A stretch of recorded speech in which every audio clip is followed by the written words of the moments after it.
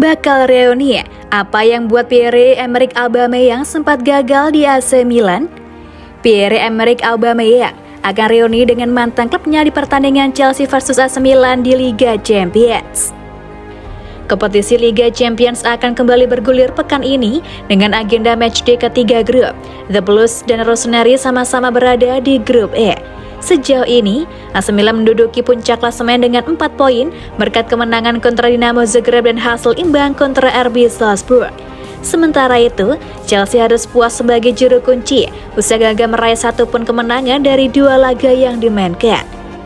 Pierre-Emerick Aubameyang CS takluk di tangan Dinamo Zagreb, kemudian bermain sama kuat kontra wakil Austria RB Salzburg. Tidak ayal, pertandingan Chelsea versus AC Milan pekan ini bakal jadi panggung besar bagi kedua tim demi melaksanakan misinya masing-masing. Chelsea harus merangkak naik dari dasar klasemen, sedangkan AC Milan perlu poin penuh untuk lari dari kejaran posisi 2 dan 3. Pertandingan akan digelar pada Kamis 6 Oktober dini hari waktu Indonesia Barat tersebut akan jadi pertemuan pertama The Blues dan Rossoneri sejak 20 tahunan terakhir. Namun, selain momen perjumpaan keduanya setelah 22 tahun, pertandingan Chelsea versus AC Milan juga akan terasa spesial bagi Pierre-Emerick Aubameyang. Untuk diketahui, Aubameyang pernah punya cerita dengan AC Milan yang sayangnya tidak terlalu indah. Lantas, apa yang membuat Aubameyang gagal di AC Milan? Dari sekian banyak faktor, Paolo Maldini pun menunjuk satu, yakni kegagalan klub melihat potensi striker kelahiran Prancis tersebut. Meski begitu, Paolo Maldini turut senang dengan perkembangan juniornya tersebut setelah angkat kaki dari San Siro. Kini, nampaknya tiba waktu bagi Pierre-Emerick Aubameyang untuk kembali membuktikan diri di depan mata mantan klubnya. Talenta macam apa yang sudah mereka lewatkan bertahun-tahun lalu.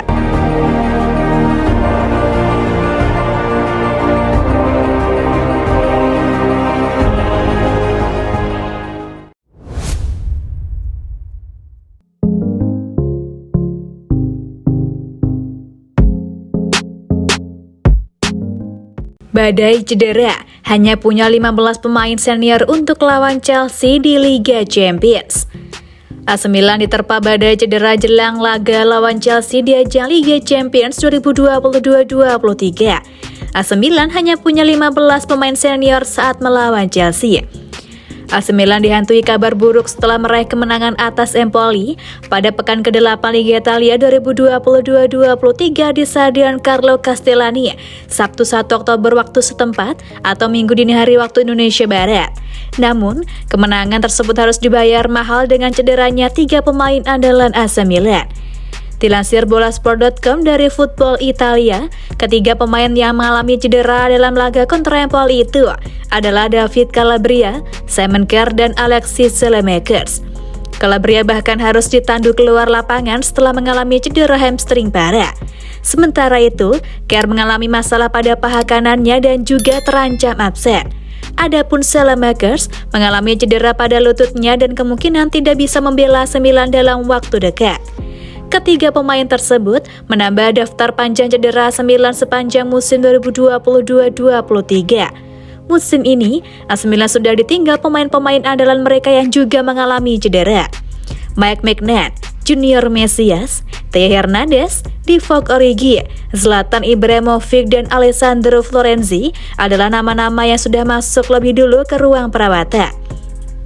Kondisi tersebut jelas menjadi kerugian tersendiri bagi AC Milan menjelang pertemuan dengan Chelsea pada matchday ketiga grup E Liga Champions 2022-23. Jika menilik daftar pemain yang cedera, Rossoneri kemungkinan hanya memiliki 15 pemain senior di skuad mereka.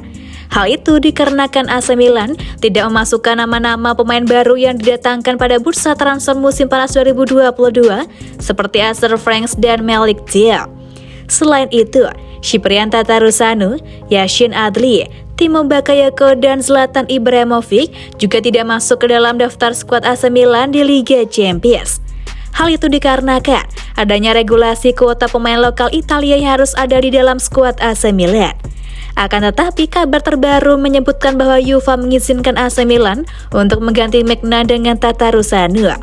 Pasalnya, Maignan akan absen hingga fase grup Liga Champions selesai. Selain itu, AC Milan juga bisa sedikit berharap dengan kabar mulai pulihnya Mesias dan Origi.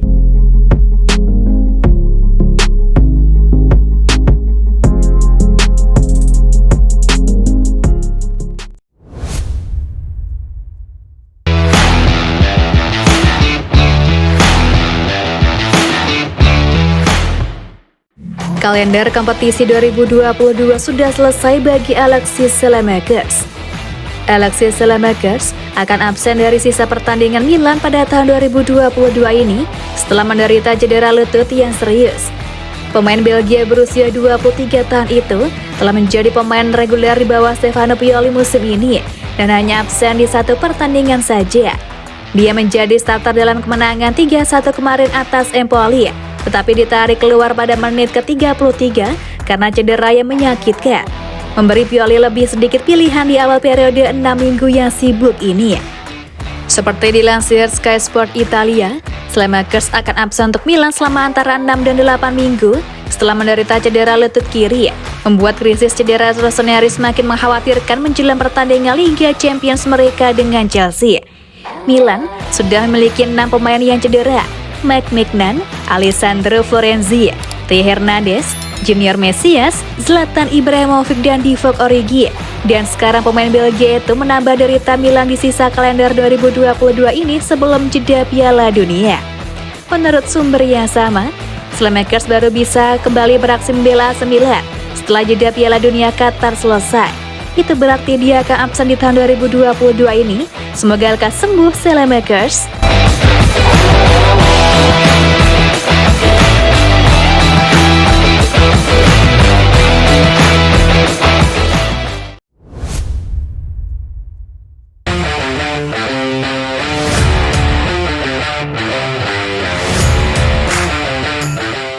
Kenapa gol Ante Rebic memicu kontroversi di Italia?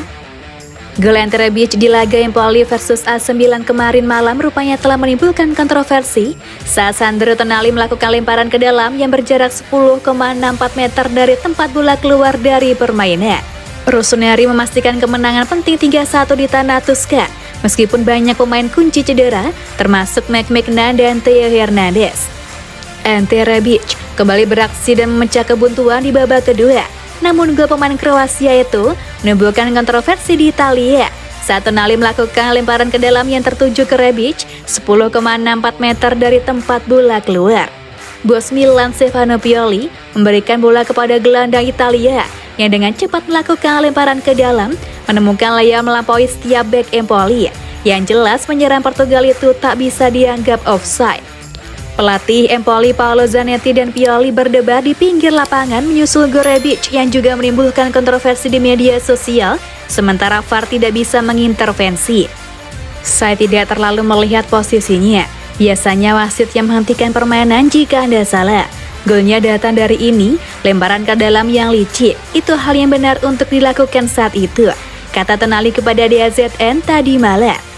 Bagaimanapun, kontroversi adalah bagian dari sepak bola. Dengan sudah adanya teknologi secanggih VAR dan tidak ada yang menganulir, gol Ante Rebic tidak bisa diperdebatkan lagi, terutama jika kita melihat bagaimana Milan dirugikan wasit musim lalu.